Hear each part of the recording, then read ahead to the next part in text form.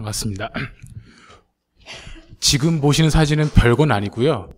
하도 북한 하면은 요새 종편에서 하도 무시무시한 것만 많이 보시는데, 우리가 북한에 대해서 뭔가 다루고 할 때 좀 다른 시각에서 좀 볼 필요가 있다는 점에서 보여드렸습니다. 뭐 김정은이나 뭐 미사일, 로켓, 군사훈련 이런 것만 생각하시는데 보게 되는데, 보수 언론 종편만 보게 되면, 하지만 바로 이런 그 평범한 아이들이 그 살고 있는 그런 곳이 바로 북한이기도 하다. 북한은 그런 사람이 살고 있는 땅이기도 하다. 그래서 만약에 뭐 제재 얘기가 나온다거나 뭐 식량 지원 안 된다거나 이런 얘기를 들으신다면 바로 이런 얼굴들을 떠올리시면 아마 그런 것들 판단하는 데 많이 도움되지 않을까, 그런 생각에서 한번 띄워본 사진입니다.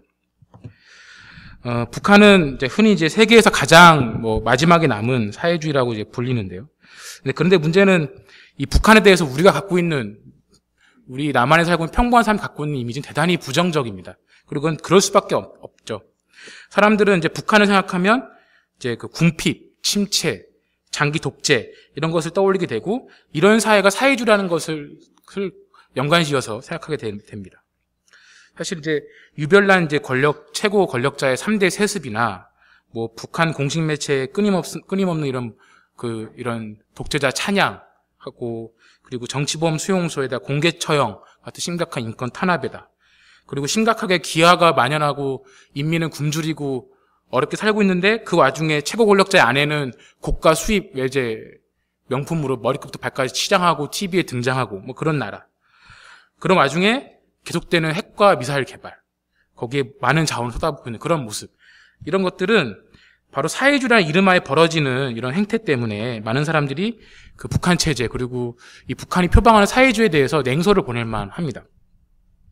그래서 흔히 이제 뭐 탈북민 문제나 뭐 3대 세습, 뭐 핵이든 이런 그 이른바 북한 문제가 불거지면 상당히 우려스러운 곤혹스러운 상황이 되는데, 하여튼 그 우파들은 이제 아주 남한에서 우파들 아주 기세등등하게 막 저 봐라 하면서 이제 난리가 나죠. 그리고 종편에서는 하루 종일 김정은 해서 김정은으로 끝납니다.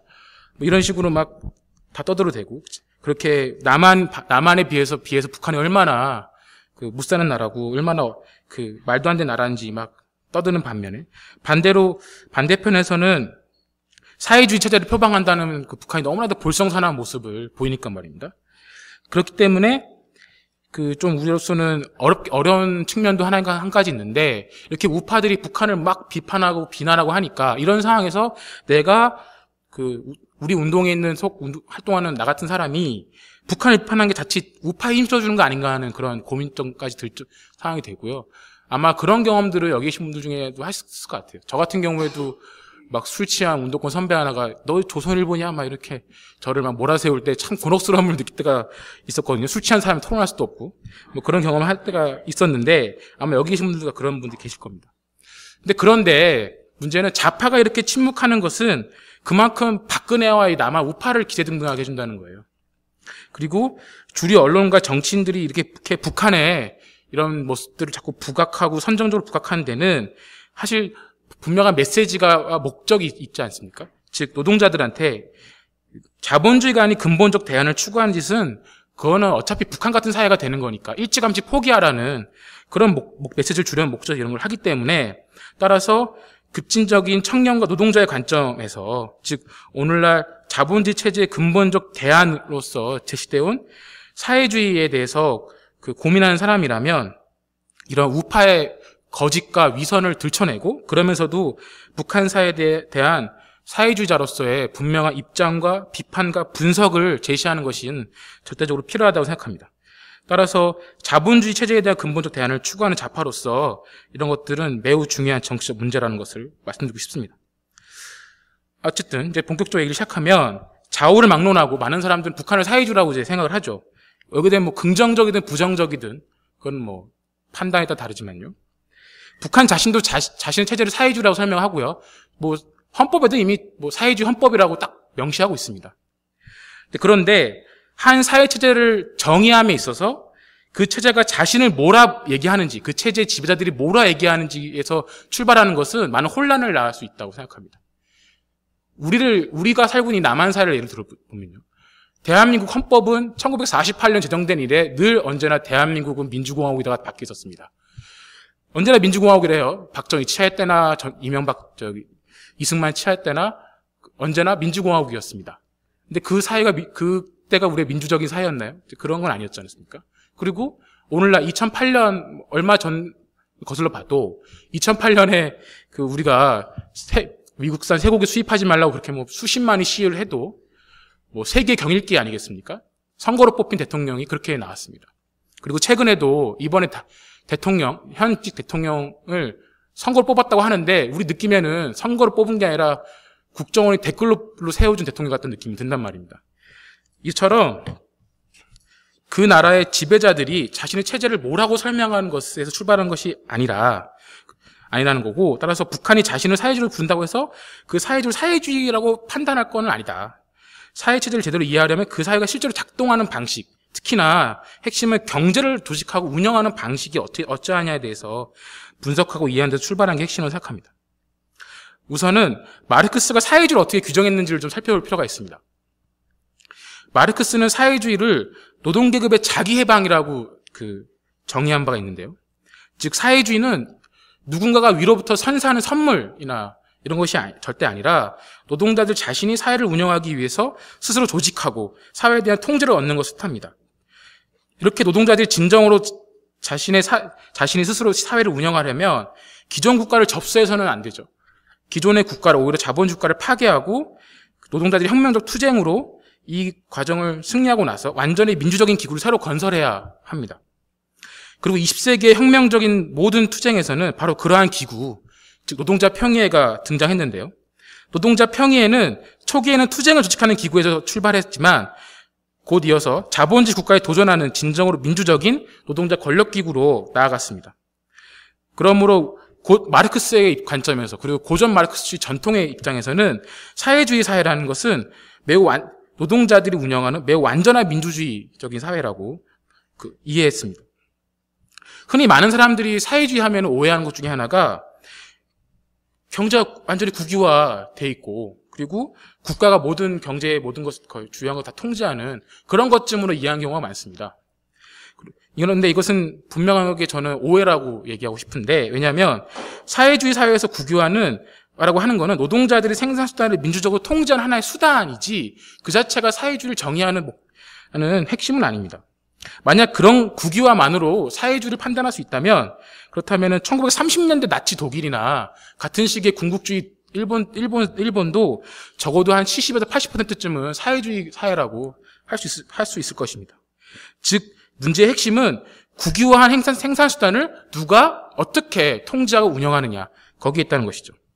그런 관점에서 봤을 때 북한은 처음부터 진정한 사회주의와는 거리가 멀었습니다. 1945년 해방과 그 직후의 과정은 어떤 노동자 혁명이 일어나는 과정이 전혀 아니었습니다. 반대로 동아시아에서 영향력을 확보하려던 소련이 탱크를 밀고 들어와서 군사 점령을 하는 과정이었고, 오히려 이 와중에 한반도 북부에서는 노동자 자주관리나 독립노조를 건설하는 노력 같은 것이 오히려 이런 노동자들의 자발적 움직임이 오히려 차단당하는, 좌절당하는 그런 과정이었던 것이죠.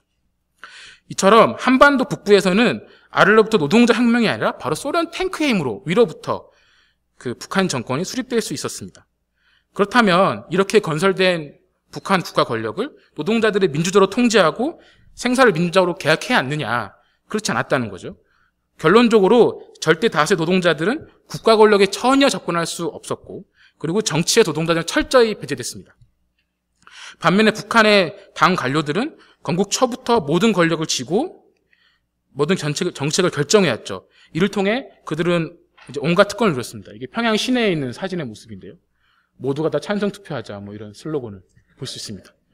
북한 최고인민대의원 뽑는 건데, 이건 우리로 치면 의회에 해당하는 거거든요. 이런 슬로건을 하고 해서 어떤 결과가 나오냐, 잘 안 보이실 텐데 이게 역대 북한 최고인민회의 대의원 선거 결과입니다. 지난 건국 초부터 최근까지의 사례들을 모으는 건데, 여기서 다 볼 건 없고, 어쨌든 북한에서 민주적 선출은 처음 존재하지 않았고, 선거라고 하는 것은 당이 추천한 후보를 추인하는 과정이었는데요. 그래서 지금 잘 안 보일 수 있는데, 이게 최고 최고인민회의 대의원 찬성률이거든요. 99에서 시작해서요. 99, 100, 100, 100, 100, 100, 100, 100, 100, 100%입니다.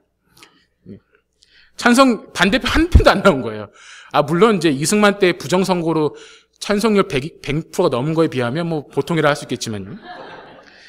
게다가 최고인민회의는 헌법상 최고 주권기관이었지만 이거는 뭐 최고 권력자의 결정을 추인하는 역할이었지 어떤 전혀 민족 토론 같은 거 있지 않았습니다. 모든 국가기구를 통제한 것은 노동계급이 아니라 이제 조선노동당이고 그 노동당을 장악한 당 관료였는데요. 그런데 이 당 대표자회의, 조선노동당의 당 대표자의 사회 구성만 봐도 당과 국가 관료가 전체의 88%를 하고 있습니다. 노동자의 당이라고 할 수 없는 거죠. 게다가 이 당에는 민주주의라는 것도 아예 없습니다. 당연하겠죠. 지금 보시는 거는 북한의 역대 그 조선노동당 당대회 일정을 보시는 건데요. 1980년 이후는 전혀 열리지 않고 있습니다. 33년째 당대회가 없는 정당인 것입니다. 그리고 단지 이런 당대회나 이런 민주적 그런 기구만 알려지지 않은 게 아니라 아예 이것을 정치적으로 정당화하고 있습니다. 이렇게 정당화하는데요. 인용해 보겠습니다. 혁명적 당 안에는 오직 하나의 사상만이, 즉 수령의 혁명 사상만이 있을 수 있다라고 아예 못 박아두고 있죠. 따라서 그 어떤 의견도 허용되지 않고 당원에게 요구되는 것은 그저 수령에 대한 무한한 충성뿐입니다. 이것은 마르크스가 말한 그리고 레닌과 트로츠키가 고수했던 노동계급의 자기해방 과정과 아무런 상관이 없는 겁니다. 어떻게 이런 정당이 노동계급 자기해방을 이끌 수 있겠습니까? 그렇다면 북한에서 당 관료들은 국가와 생산수단을 이렇게 관료적으로 통제하면서 무엇을 해야 하는가, 이것을 좀 살펴봐야 할 텐데요. 북한 관료들은 초기부터 급속한 산업화를 위해서 모든 자원을, 특히 중공업에 완전히 쏟아부었습니다. 이것은 가뜩이나 이제 자원이 부족한 나라에서 인민들의 소비를 완전히 희생시키는 것이었고, 김일성은 그런 인민들의 희생은 아랑곳 없이 가차없이 이 일을 수행을 했습니다. 보시는 것처럼 북한의 GNP 대비 GNP에서 소비와 투자가 차지하는 비율을 보시면 소비는 꾸준히 줄고 있는 반면에 투자는 꾸준히 늘고 있음을 확인할 수 있습니다. 즉 인민의 생활을 희생해서 중공업 성장에 고삐를 지었던 것이죠. 그래서 중공업에 투자를 집중한 결과 공업 총생산에서 생산수단 생산 부문과 그리고 우리 생활에 필요한 보통 사람들 생활에 필요한 소비재 생산 부문에 차지하는 비중은 급속히 변합니다. 지금 보시면 거의 이제 8대2로 중공업과 경공업 투자 비율이 결정되는 걸 보고 있는데요. 이걸 좀 더 구체적으로 보시면 이렇습니다. 생산수단 생산의 비율은 초기에는 38%에서 65.4로 는다면 소비재 생산의 비율은 62에서 34로 떨어진 것을 우리가 확인할 수 있습니다. 이러다 보니까 소비재는 질도 떨어지고 우리 생활에 필요한 양도 절대적으로 부족해져서, 그래서 일례로 1950년대에 얘기를 들어보면은 전체 노동자와 사무원이 받는 임금의 50%도 소화할 수 없는 소비재 생산이 이루어지고 있습니다. 그러니까 임금을 받아봐야 50%만 쓸 수 있는 거예요. 임금, 소비를 하는데. 그러니까 얼마나 삶이 힘들 수 있었겠는지 짐작할 수 있겠죠. 이처럼 북한에서는 인민의 필요, 인민의 소비를 축적에 지속적으로 그리고 철저히 종속시켰음을 알 수 있습니다. 축적의 재원은 대부분 노동자, 농민의 희생을 바탕으로 했습니다. 특히 노동자들에 대한 강도 높은 착취가 공업 부분의 축적의 재원을 마련하는 핵심이었는데요. 특히 북한에서 노동자들의 실질 임금은 노동 생산성이 증대하는 것만큼 증가하지는 않습니다.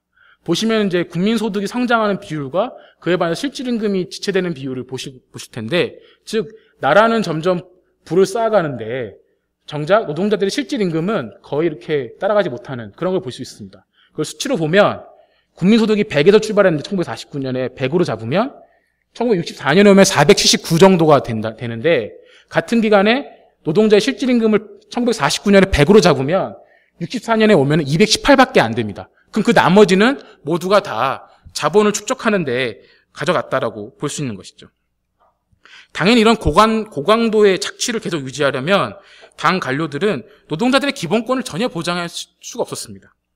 사회주의 사회라는 북한에서 노동자들은 거의 전시체제에 준하는 노동관계법과 공장 규율 아래에 놓여 있었습니다. 그리고 천리마가 운동 같은 이름만 바꿔서 진행되는 온갖 노력동원 운동에 동원되어 했고요. 반면 독립노조를 결성할 권리는 철저하게 박탈됐고 노조는 국가에 완전히 흡수됐습니다. 언론, 출판, 집회, 결사의 자유는 노동자에게 단 한 번도 주어지지 않았습니다. 착취체제를 온전히 유지하기 위해서 북한 관료들은 처음부터 억압기구를 강화시켰는데 일례로 북한 건국 초기에 우리로 치면 경찰하는 인민보안성이라는 그 재직한 사람의 숫자가 전체 국가공무원의 40%에 해당할 정도였습니다. 이런 고강도 착취의 결과로 북한 경제는 어쨌건 1950에서 60년대에 보면 눈부신 성장을 합니다. 한국전쟁 직후 북한의 연평균 경제 성장률은 무려 25%가량이었고요.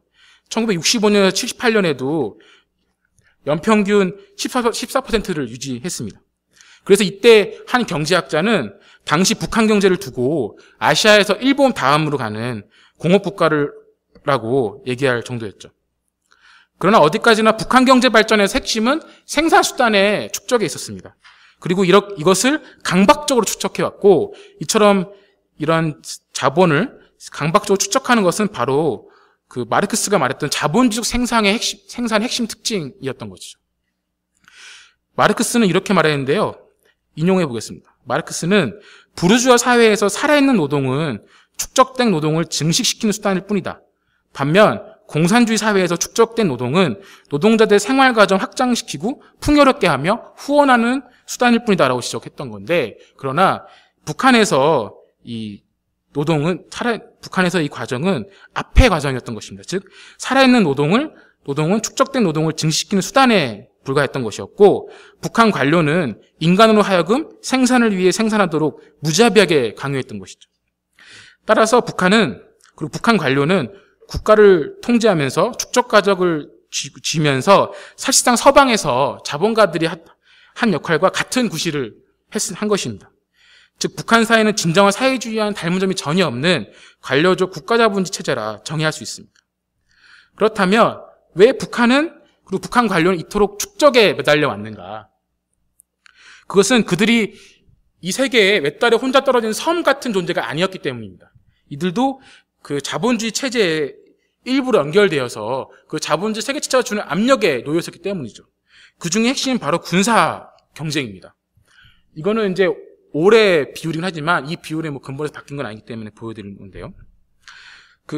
북한은 국제적으로 다른 나라 경쟁하는데 특히 군비 경쟁이 중요한데 한국전쟁 이후에 세계 최강 미국과 지금까지도 계속 군사적으로 대치하고 있고 특히나 그 미국의 후원을 받는 남한과 군사 경쟁을 해야 했습니다. 그래서 미국과의 군비를 의식하면서 그리고 무엇보다 미국의 최신 무기를 계속 수입하는 남한의 군사력 수준을 어떻게 능가하고 그 이상을 유지하는 것에 골몰할 수밖에 없었던 것입니다.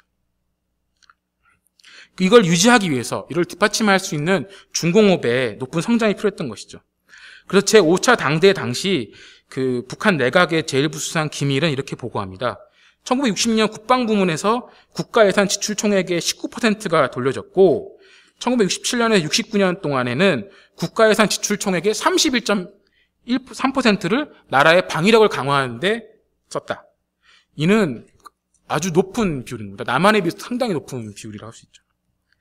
그만큼 남한과 미국의 군사력을 의식하면서 상당한 압박을 받아왔음을 알 수 있습니다.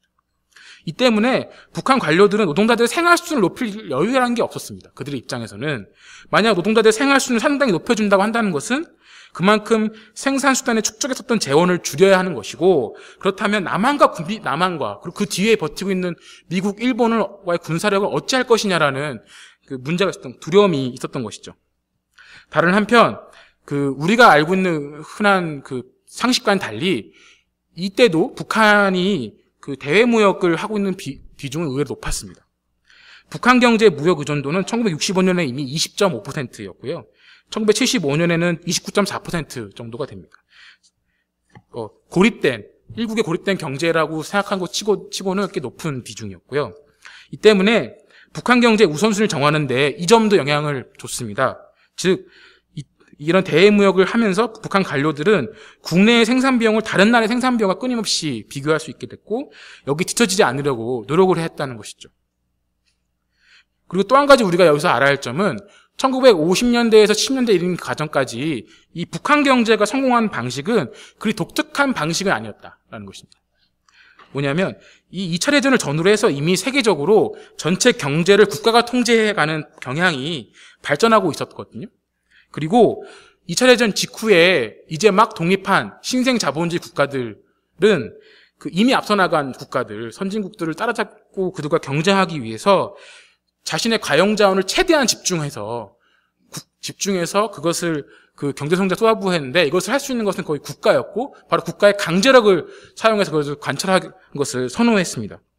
바로 남한의 박정희가 바로 그런 방식으로 경제를 성장시켰고, 이것은 여타의 제3세계 국가들에서 많이 나타났고, 따라서 북한과 같은 나라는 이런 국가 자본주의 경향의 한 극단을 보여준 사례였을 뿐이다 라고 말씀드릴 수 있습니다. 어쨌건 북한 국가 자본주의 이제 50년대에서 60년대 이 사이에 노동자 농민의 엄청난 희생 속에 급속한 자본 축적에 성공을 합니다. 그러나 바로 이 때문에 자본주의 체제가 피할 수 없는 근본적 모순에 봉착을 하죠. 즉 마르크스가 말했듯이, 마르크스가 자본론에서 이 자본주의는 이윤율이 경향적으로 하락하는 것을 피할 수 없다라고 지적을 했는데, 바로 이 경향을 북한 경제도 겪게 되는 것입니다. 축적 과정에서 노동력보다 총투자가 더 빨리 증가함에 따라서 투자 대비 평균 이윤이 하락하는 경향을 보였던 것이죠. 자본의 효율이 점차 떨어지고 어떤 같은 양의 잉여를 얻으려면 그 이전보다 점점 더 많은 투자를 해야만이 그 목표에 가는 그런 상황이 점차 펼쳐졌던 것입니다. 요컨대 축적 그 자체를 잠식하는 현상이 일어난 것이고, 이를 통해 북한 경제 성장률이 점차 둔하게 갑니다. 이것은 이제 북한의 공식 통계를 좀 모아본 건데요. 그 구체적 수치 같은 거는 이제 100% 신뢰할 수는 없지만 어느 추세는 볼 수 있습니다. 가장 높은 시점이 1970년인데요. 이때를 기점으로 해서 보시다시피 북한의 경제 성장률이 이렇게 파도가 너울거리듯이 춤을 추면서 하지만 점차 낮아지는 것을 우리가 확인할 수 있습니다. 여기서 1988년에 오면 굉장히 낮아지는 것을 우리가 경향적으로 확인할 수 있죠. 한때 엄청난 고속 성장을 보장했던 바로 그 방식이 이제는 성장의 걸림돌이 되기 시작했습니다. 우선 착취가 진행될수록 기존의 착취 방법이 비효율적인 것이 되는 건데, 북한의 산업화의 첫 번째 국면에서 농촌에서 갓 올라온 미숙년 노동자들을 동원해가지고 가장 원시적인 방법으로 일을 마구마구 시켜가지고 그런 식으로 무에서 유를 창출하는 데 성공했습니다. 그런데 경제가 일단 이런 과정을 통해서 일정 정도 궤도에 오르면 그때부터는 자원과 이런 노동력을 좀 더 효율적으로 사용할 수 있도록 필요가 있었죠. 이를 위해서라면 노동 생산성을 질적으로 높여야 하는데, 그러려면 노동자들에게 뭐 그만한 그 동기를 부여할 필요가 있죠. 뭐 더 많은 임금, 더 나은 휴가, 노동력, 그 재충전할 시간, 이런 것들을 보장을 해야 하고 더 많은 소비재를 공급해야 했습니다. 더 질 좋은. 그렇지만 이것은 국민소득의 많은 부분을 축적으로 돌리는 기존 방식과 명백히 모순됐고, 따라서 이런 경제혁신의 방식을 놓고 북한 관료들은 60년대 후반부터 심각한 갈등과 그 충돌을 경험하죠. 또 한편 우리가 주목할 점은 바로 세계 자본주의가 이때 변하고 있었다는 것입니다. 이때 세계 자본주의는 1970년대 들어와서 국가 자본주의 방식보다 세계화가 더 유력해졌고, 이 때문에 국가 자본주의적 길을 고수하는 국가들이 뒤처지기 시작했습니다. 이제 세계적으로 가장 성공한 기업들을 하면 판매와 생산 모두 한 국가가 아니라 여러 국가에서 생산을 조직하는 그런 기업들이었습니다. 그런 과정에 동참하지 못하고 협소한 자신의 국경 안에서만 자원을 동원하고 생산을 조직해서는 기술적으로 낙후해질 수밖에 없었습니다. 이처럼 북한 경제는 1980년대부터 본격적으로 성장 둔화와 정체를 겪었고, 북한 관료들도 이런 상황에서 변화를 꾀기 시작하긴 했습니다. 1970년대 초반에 여타의 다른 동유럽 국가들이 시도했던 것과 마찬가지로 북한도 서방과 관계를 좀 개선을 하고, 그래서 서방으로부터 외자를 도입했습니다. 그래서 그 외자를 도입을 해서 차관이나 이런 걸 도입을 해서 그걸로 선진기계를 사오고 기술을 들여오려 시도했습니다. 근데 이건 빚이지 않습니까? 이 빚은 어떻게 해결하느냐? 북한은 일단 이런 거 들여와서 그래서 수출을 해서 이 빚을 갚으면 된다라고 계산했던 거예요. 그런데 북한 관료로서는 예기치 않은 사태가 일어났습니다. 바로 이 1970년대는 그 세계 경제가, 그 자본 세계 체제가 장기 호황이 끝나고 막 침체로 이제 장기 경기 침체로 접어드는 시점이었거든요. 이 때문에 북한은 수출길이 완전히 막혔고, 이 때문에 빚을 갚지 못했고, 결국은 디폴트, 그러니까 채무 불이행 선언을 해야 했습니다. 이 때문에 다시 북한 관료들은 경제 상당한 큰 타격을 입게 되자 다시 기존 방식으로 급속하게 이제 회귀를 했죠. 그러나 이 기존의 방식은 또 같은 악순환을 불러오는 것이어서 80년대 내내 북한 관료들은 기존 방식을 고수할지 아니면 다시 이른바 시장 서방과의 관계에서는 또 뭐 다시 모색할지 변화를 모색할지 이 사이에서 갈팡질팡을 했습니다.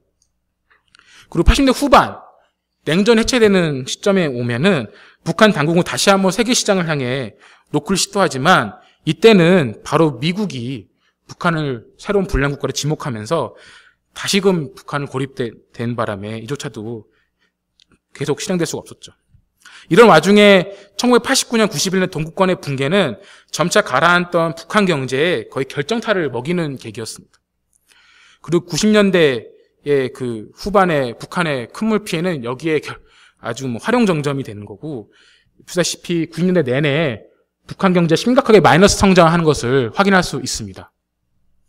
이 와중에 엄청난 식량난 속에 적어도 수십만, 많게는 300만까지 이른 사람들이 기아로 이제 사망하는 그런 심각한 지경이 나왔고, 바로 공업화한 국가에서 이런 규모의 아사가 벌어진 거는 아마 2차 대전 이후로는 아마 매우 드문 사례일 것입니다. 지금까지 이제 우리는 북한의 국가자본주의 형성돼서 성장하는 과정과 북한 국가자본주의 어떤 모순에 봉착해가면서 위기를 나아갔는지를 살펴봤습니다. 여기서 잠시 이제 북한사의 성격에 대한 남한 좌파의 기존 입장을 봐야 하는데요. 시간 관계상 이제 짧게 해야 할 텐데, 남한 좌파가 북한사를 보는 관점 크게 두 가지로 나뉩니다. 우선 북한을 사회주로 보는 관점인데, 이것에 대해서는 앞에서 제가 아니라고 반박을 했습니다. 그 다음으로는 이제 북한을 탈자본주의 사회를 보는데 남한보다는 더 열등한 그런 사회를 보는 관점이 많은데, 그런데 북한을 봉건 군사 왕조, 스탈린주의와 봉건 체제가 결합된 태행적 형태, 이런 식으로 정의하는 사람들이 많습니다. 이것은 북한 관료들이 저지른 억압에 대한 이해할 만한 혐오도 일정 부분 반영한 것이기도 하고요. 그러나 문제는 이런 식의 관점은 이런 억압이 어디서 비롯한지에 대한 어떤 구체적 분석은 없다는 게 문제가 있습니다. 또한 북한을 이렇게 봉건 왕조식, 군사 왕조식으로 보는 것은 북한, 남한보다 더 열등한 사회로 간주하는 것이기 때문에 이런 시각은 우선 남한의 근본적 사회분석 전망을 받아들이지 않는 것이라는 점에서 문제가 있습니다. 따라서 이런 시각에서 나올 수 있을 만한 대안이라고 하는 것은 남한에서 이 현존 민주주의, 즉 부르주아 민주주의를 좀 더 발전시키고 개량시키는 정도에서 벗어날 수가 없게 되겠죠. 그리고 이런 관점은 북한 사회의 가혹한 착취 억압이라는 게 바로 남한과 서방 세계와의 경쟁 때문에 생긴 것을 이해하지 못하는 관점이기도 합니다. 즉 북한이 겪는 문제들이 바로 세계 자본주의 체제가 겪는 문제의 일부라는 점을 보지 못하는 것이고, 그리고 남한과 북한 모두가 본질적으로는 차이가 없는 똑같은 착취적이고 억압적인 체제라는 점을 인정하지 않는 것이죠. 그리고 이런 관점은 북한 사회의 동력을 분석하지 못해서 북한을 정체된 사회로 보고, 이 때문에 인민대중이 스스로 해방될 가능성에 대해서는 별로 관심이 없게 됩니다. 그러나 저는 여기에 대해서는 동의할 수가 없는데, 마르크스는 자본가 계급이 자본주의 무덤을 팔자들 스스로 만든다라고 지적을 했어요. 이것이 바로 자본주의 체제가 겪는 모순 중에 핵심인데, 이거는 바로 노동계급의 거대한 성장입니다. 그러니까 북한은 누가 뭐래도 핵과 미사일을 쏘고 개발할 수 있는 산업국가이고요. 이 북한 체제를 무너뜨릴 수 있는 노동계급이 존재합니다. 그리고 바로 1989년에 91년 동유럽의 스탈린주의 체제가 무너질 수 있었던 것도 미국의 핵무기나 서방의 인권 공세 따위가 아니라 바로 노동자들의 스스로의 저항과 투쟁 덕분이었습니다. 마찬가지로 북한도 노동자들 자신이 진정으로 사회를 바꿀 수 있다고 생각하고, 이는 그저 저만의 한낱 희망사항이라는 것이 아니라 이런 국가자본주의론에 기초한 분석에 따른 전망이라고 말씀드리고 싶습니다. 마지막으로 북한 체제 전망에 대해서 얘기해볼까 하는데요. 2010년에 북한에서 3대 세습이 기정사실화 됐을 때, 그리고 얼마 후 김정일이 사망하고 김정은이 권력을 승계했을 때, 좌파의 일부와 자유주의학자들 사이에서는 북한의 권력 세습이 상당히 안정적이라고 보면서 북한 체제가 당분간은 안정할 거라고 얘기를 많이 했었습니다. 그러나 저는 여기에 동의하지 않는데요. 이는 상당히 피상적 분석이라고 봅니다. 북한이 이렇게 유례 없이 3대 세습 했다는 것 그 자체가 바로 북한이 얼마나 심각한 문제를 갖고 있는지를 보여준 사례거든요. 우선 북한은 여전히 수십 년간 지속된 경제난에서 벗어나지 못했습니다. 90년대 내내 이제 북한 관료들은 경제난을 타개하려고 이러저러 시도를 해봤는데 다 실패했어요. 이런 상황에서 대중의 불만은 커졌고, 그래서 이례적으로 최고 권력자인 김정일 입에서 이 밥에 고깃국 못 먹어서 미안하다고 대중의 불을 위무하는 그런 말도 공개적으로 하기도 하는 상황이죠. 이런 상황에서는 어떤 작은 어떤 경제 노선의 변화만으로도 관료들 간의 분열을 크게 일으킬 수 있습니다. 이것이 자칫 정권 자체를 불안정에 빠뜨릴 수도 있고요. 이보다 더 심각한 문제는 바로 이런 관료 내 분열과 갈등이 아래로부터의 노동자의 불만을 터뜨리는 계기가 될지도 모른다는 거예요. 북한은 지난 그 수십 년간 동구권 사회에서 이런 일이 여러 차례 벌어진 것을 잘 알고 목격해 왔습니다. 그리고 바로 89년에 천안문에서 바로 그런 일이 터진 걸 봤기 때문에 바로 이런 관료들의 분열이 갈등이 생긴 것을 막고자 계속 노력해왔고, 바로 이런 근본적 어려움 때문에 북한 관료들은 무리수란 걸 알면서도 계속 지배자들의 분열을 막고 체제를 유지하려고 세습을 하는 거라고 볼 수 있습니다. 따라서 김정은은 아버지 김정일이 갖고 있는 그 유산보다 훨씬 더 어려운 조건을 떠안고 권력을 계승했다라고 봐야 하는 것이죠. 90년대 위기에서 탈출하려고 북한 관료들이 했던 유력한 시도 중에 하나는 바로 서방의 돈을 끌어와서 경제를 개선하는 것이고, 그걸 위해서 미국과 관계 개선을 시도하는 것이었습니다. 그러나 이것은 미국의 완고한 거부와 제재로 좌절됐습니다. 이 때문에 북한은 성군 정치를 내세우면서 다른 한편으로 핵과 미사일 개발에 나섰던 것이죠. 물론 최근에 중국 경제 성장 덕분에 북한은 새로운 기회를 얻고 있는 건 사실입니다. 그리고 이걸 통해서 북한은 당장의 경제 어려운 점들을 해결하려고 하죠. 보시면은 북중교육 양이 늘어난 걸 보실 수 있는데, 이 점선이거든요. 2011년 통계로는 거의 100% 전체 교육량의 90%가 넘는 걸 확인할 수 있습니다. 그리고 막대 그래프에서 가장 밑에 부분이 이제 그 북중교육의 그 양인데요. 액수인데요. 절대적으로 양도 늘고 있는 것을 우리가 확인할 수 있습니다. 북한은 이걸 통해서 화급한 경제난을 이제 해결하려고 노력을 했던 것이죠. 그리고 북한 정권은 중국 지역으로 많은 노동자들을 파견하고 있는데, 이미 많게는 4만 가량이 가 있고, 앞으로 이것이 수십만 규모 늘어날 수도 있다는 얘기들이 나오고 있습니다. 그러나 이 또한 몇 가지 문제를 내포하고 있습니다. 우선 북한은 이렇게 중국 경제 친밀해질수록 바로 중국 경제를 통해서 이 위기에 빠진 세계 경제 리듬에 점차 종속되게 갈 수 있다는 거예요. 이 점은 언젠가 북한에게 하나의 심각한 부메랑에 대해 돌아올지 모릅니다. 또 한 가지 점은 바로 무엇보다 나날이 성장하는 중국 노동자 저항의 문제가 있습니다. 이것은 차이나 레이버 블레틴이라고 홍콩에 있는 노동자 지원 단체인데, 매년 거기서 만드는 중국 파업 지도입니다. 이게요, 지난해 한 3개월가량 모은 거거든요. 3개월입니다. 1년 아닙니다. 이 정도입니다. 파업이.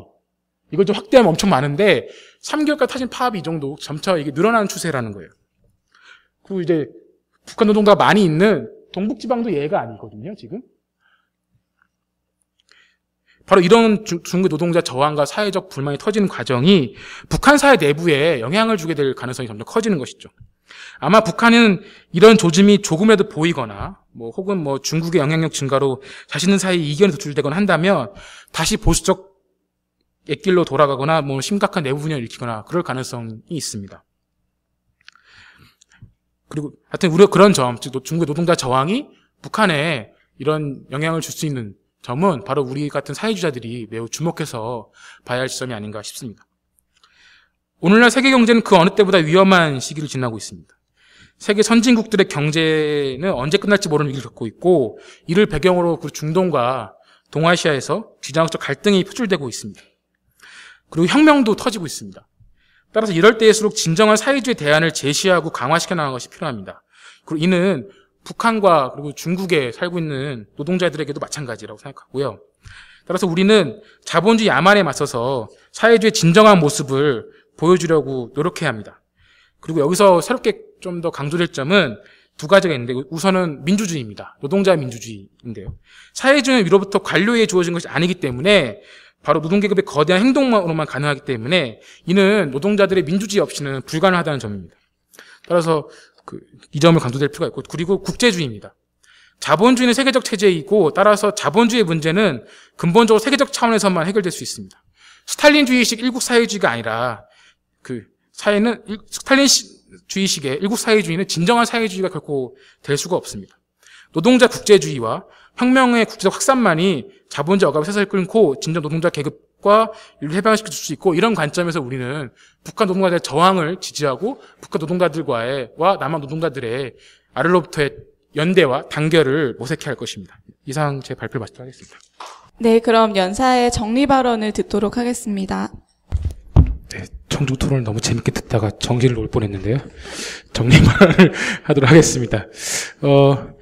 많은 분들이 북한에서의 저항이 일어날 수 있는 가능성과 여러 역사 사례들을 잘 들어주신 것 같고, 저도 전적으로 동의를 하고요. 저는 여기다 한 가지만 덧붙이려고 하는데, 그동안 북한에서 이런 지금 아랍에 진행되고 이런 대규모 저항 같은 일들이 벌어지지 못하게 만든 이유도 있긴 해요. 분명히 어려운 점이 있거든요. 이런 대중적 저항이. 그 중에 1차적으로 우리가 꼽아야 할 점은 바로 미국이다라는 거 생각이 듭니다.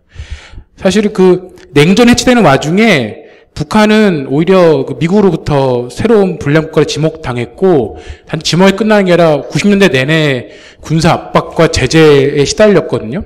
근데 이 점은 매우 모순적 효과를 낳았는데, 북한 국내에서 바로 북한 지배자들이 성군 정치를 내세울 수 있는 아주 중요한 명분. 성군 정치라는 게 단지 외부를 향해서 핵과 미사일 개발에만 하는 것이 아니라 내부에서 군대를 앞세워서 군사 통치를 하는 형태로 전개된 것도 있는 거거든요. 그런 식으로 하면서 이 체제에 대해서 불만과 그런 뭔가 이견을 제기하는 사람들한테는 너 지금 내부의 적인 거냐, 미국을 돕는 내부의 적인 거냐라는 식으로 공격을 할 수 있게 됐다는 거고, 사실은 이런 식으로 90년대에 또는 그 이전에라도 불량국가에 지목됐던 바로 북한을 포함한 이란, 이라크 이런 나라에서 이런 체제와 독재에 맞선 진정한 저항을 왜곡하고 어렵게 하는데 미국이 한몫을 했다고 생각을 합니다. 네, 아주 공통된 지점이 있다고 생각하고, 근데 그럼에도 불구하고 터지더라는 거예요. 대표적으로 우리는 최근에 이란 사례를 좀 볼 수 있는데, 2009년인가요? 대선 결과를 놓고 이란에서 대규모 저항이 터지지 않았습니까? 즉 미국의 대북 제재 압박, 그걸 통해서 자신의 군사 통치나 이런 걸 합리화하는 이런 와중에도 대중의 불만이 결코 사라지지 않고, 그래서 불만은 기회를 엿보다가 이런 기회에서 터질 수도 있다라는 것을 우리는 2009년의 이란 같은 사례에서도 볼 수 있습니다. 또한 그리고 실제로 북한이 많은 사람들이 뭔가 위에서부터 아래까지 완벽하게 다 관료들이 통제할 수 있는 통제 사회쯤을 생각하는 경우가 많은데 결코 그렇지가 않거든요. 당장 아까 한 분이 장마당 단속 얘기를 하셨는데, 사실은 원래 북한은 장마당 같은 데서의 상행위를 엄격히 규제하는 나라였습니다. 근데 점차 이것이 풀리고 와해되고, 그러다 일시적으로 다시 단속을 강화하다가도 다시 풀어주고 이런 과정을 반복을 하는데, 이것도 다 대중들이 거기에 불만을 갖고 그런 통제에 반항하고 반발하고, 근데 그런 거를 어떻게 막을 수 없으니까 다시 후퇴하고, 이런 과정의 반복과 연속이었거든요. 이런 것만 봐도 무슨 북한 관료 체제가 엄청난 1984에 나오는 빅브라더 같은 그런 체제라고 생각하는 거는 커다란 오산일 수 있다라고 생각을 합니다. 그리고 국제적 차원에서라도 우리는 북한에서의 앞으로 저항이 터질 가능성을 우리는 전망할 수 있는데, 중국 얘기를 많이 하셨다면 중국식 저항이 추출돼야 한다. 여기서 한 가지만 덧붙이고 싶은 점은, 예전에 한 자유주의 학자가 이런 말을 한 적이 있어요. 북한 사를 다루면서 이런 표현을 썼는데, 이 동아시아가 제국주의에서 세계 자본 체제에 편입된 이래로, 일본이 이제 한반도와 중국을 휩쓴 이래로 일본 제국주의가 중국 동북지방과 한반도 북부는 운명을 같이 해왔다. 여러 가지 점에서 공통된 일들을 많이 겪었다라고 지적을 한 게 있고요. 그리고 이처럼 역사적으로 봐도, 문화적으로 봐도 상당히 깊은 관계를 맺고 있는 게 중국 동북지방과 한반도 북부라고 하는 점, 그런 점에서 중국에서의 투쟁이 터진다면 그것은 즉각적으로 북한에 영향을 줄 수밖에 없다는 점을 좀 덧붙이고 싶습니다. 일단 우리는 무엇을 해야 하느냐? 제국주의를 막아야 합니다. 일단 앞에서 플러분 마셨지만 바로 이런 저항을 왜곡하고 저항하기 어렵게 만드는 그런 외부적 조건을 만드는 일단 이 미국과 남한의 이런 압박과 제재를 일단 우리가 반대하고 자제시킨 것이 굉장히 중요하다고 생각해요. 남한 우파들이 뭐 북한 민주화 운동한다고 합니다. 그리고 뭐 갑자기 뭐 띄워요. 뭐 삐라 띄우고 라디오 뜨고 거기 달러 놓고 뭐 하여튼 한단 말이죠. 이거는 사실 근데 냉전 시대에 이미 미국과 서방이 동국을 상대로 해오던 짓이에요. 그거 똑같이 따라하는 거거든요, 지금. 근데 여기에 대해서 예전에 한 냉전사 책에서 이런 걸 봤는데 냉전사에서 한 학자가 냉정하게 얘기를 합니다. 동유럽에서는 수십 년 동안 여러 차례 대중 봉기가 있었다. 53년 동독에서 봉기가 있었고, 50년 헝가리 혁명이 있었고, 68년 프라하의 봄이 있었고, 그리고 1980년에 그 폴란드 연대노조 솔리다리노시티가 있었고, 이런 대중의 어떤 진정한 저항에 대해서 이 서방의 그 인권 기구들이 한 역할은 기여한 바는 제로다. 방해만 됐을 뿐이다. 라고 냉정하게 아주 분석을 한 게 있더라고요. 저는 굉장히 인상적으로 봤는데 이것도 마찬가지로 생각해요. 우파들이 뭐 북한 민주화 운동하겠다고 하면서 옆으로 총들이 되는 이런 상황으로는 오히려 저항을 왜곡시킨 거라 생각하고 오히려 이런 것들 다 반대하고 진정으로 북한 노동자들이 독립적으로 싸우면서 자신의 지배에 맞설 수 있도록 하려면 우리는 남한과 미국에 맞서서 싸워줘야 한다. 이제 그런 생각을 합니다. 그리고 많은 사람들이 북한은 이 시장주의 개혁과 개방에 나서야만 진정으로 위기를 해결할 수 있다는 얘기를 많이 하는데 저도 여기에 동의를 하진 않아요. 일단 이런 생각하는 사람들 일단은 자본주의가 민주주의를 무슨 쌍둥이처럼 생각을 하는 사람들 하는 그런 관점을 갖고 계세요. 그러니까 자본주의가 그래야만 북한에서 민주주의가 가능하다는 쯤으로 생각하는 분들이 많은데 이거는 저는 동의할 수가 없는 게 이 자본주의라고 하는 거는 부르주아 민주주의와도 같이 있을 수 있지만 파시즘과도 같이 있을 수 있고요. 그리고 중국과 같은 이른바 공산주의 일당 독재와도 같이 할 수 있는 게 바로 자본주의입니다. 그런 점에서 저는 별로 동의할 수 없고 아까 개혁 개방의 과정에서 이건 근본에 따라서 국가 자본주의, 시장 자본주의로 가는 여건음식일 뿐일 건데 이거에 대해서 아까 한 분이 중국 사례를 말씀하셨지만 저는 동유럽 사례를 말씀드리고 싶어요. 대중에게 더 큰 불행은 이제 동유럽에 들이닥쳤는데 이 국가 자본주의, 시장 자본주의로 이제 여건해진 과정에서 기존의 스탈린주의 관료들은 제자를 지켰습니다. 푸틴 보세요, 푸틴. 원래 KGB였던 요원이 이제는 시장 자본주의 국가의 대통령이 있지 않습니까? 독재자로 있지 않습니까? 그런 사람들 반면 러시아 대중의 삶은 완전히 몰락했어요. 산업 생산량이 반토막 나는 과정에서 그 피해는 고스란히 러시아 대중에게 갔고 러시아는 그 때문에 90년대 2차 대전 종전에 유일하게 선진국에서 기대 수명이 후퇴한 나라입니다. 대폭 인간의 평균 수명이 줄어드는 나라가 러시아인데 그리고 동유럽도 다른 여파 나라도 그런 급진적 시장주의 개혁에 피해를 입었는데 이런 점을 봐도 개혁 개방이 북한 대중에게 결코 문제를 해결해 주지 않을 수 있다는 거고 실제로 북한에서 현재 진행돼 왔던 부분적인 시장개혁 사례들을 봐도 이건 어디까지나 북한 민주의 또 다른 희생을 바탕으로 이루어진 경우가 많다는 거예요. 대표적으로 7.1 경제관리 개선 조치가 있습니다. 이쪽에 부분적인 시장개혁 시도를 한 거였는데요. 기업의 자율화를 보장하고. 근데 여기에 숨겨진 조처가 있었어요. 뭐냐면, 이런 부담을 대중에 떠넘기는 조처를 취한 건데, 배급을 다 포기해버렸어요. 생필품 배급 안 할 테니까 니들이 알아서 살아라. 같은 경우 소비자가 부족한 북한에서 알아서 살라고 하는 거는 얼마나 막막한 조처겠습니까? 그 다음에 임금을 명목상으로 많이 인상해줬지만 그보다 훨씬 높은 이 물가 인상을 일으켰어요. 그래갖고 오히려 임금과 생활수는 오히려 몰락하는 그런 일들이 바로 북한에서 이런 부분도 시장 개혁만으로도 일어나기도 하다는 것입니다. 그런 점에서 어떤 시장적 개혁 개방은 결코 북한 대중에게 진정한 대안이 될 수 없다라고 저는 생각을 하고요. 마지막으로 드리고 싶은 것은 어쨌든 북한 노동자들의 자기 해방을 지지하는 마르크스주의자라면 따라서 그런 마르크스주의자로서 북한을 바라보고 분석하고 전망하려면 저는 적어도 3가지 이론적 토대에 바탕을 해야 한다고 생각합니다. 첫 번째는 제가 계속 어제와 오늘 막시즘에서 나왔던 국가자본주의론이 있습니다.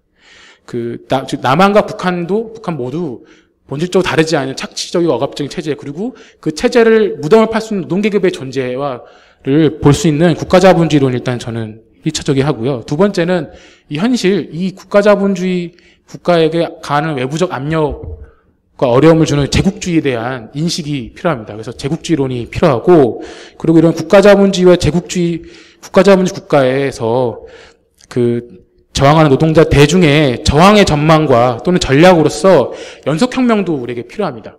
즉, 트로츠키 제시했던 연속혁명의 여러 핵심. 첫 번째, 이런 후발 자본주의 국가에서 민주주의적 과제를 쟁취하는 과정에서 노동계급의 투쟁이 핵심 동력이라는 점. 그리고 노동자들은 단지 민주주의적 과제 해결한 것에서 멈추는 게 아니라 자신의 계급의 특성을 활용해서 진정한 사회적 과제를 쟁취하는 데까지 나아갈 수 있다는 그런 전망과 전략이 북한을 바라볼 때 중요한 거고, 두 번째, 이런 노동계급이 이런 것을 쟁취할 때 그것을 완성시킬 수 있는 바로 연속혁명의 두 번째 측면이라고 하는 혁명의 구체적 확산, 저항, 구체적 노동계급의 국제적 단결이 결국 북한 민중의 완전한 승리를 보장할 수 있는 길이라는 점, 이런 것들을 다 이해하는데 국가자본주의론, 제국주의, 그리고 연속혁명, 이 세 가지 이론적 기둥을 갖추고 그것으로 우리가 북한을 바라본 것이 중요하다고 생각합니다. 이상입니다.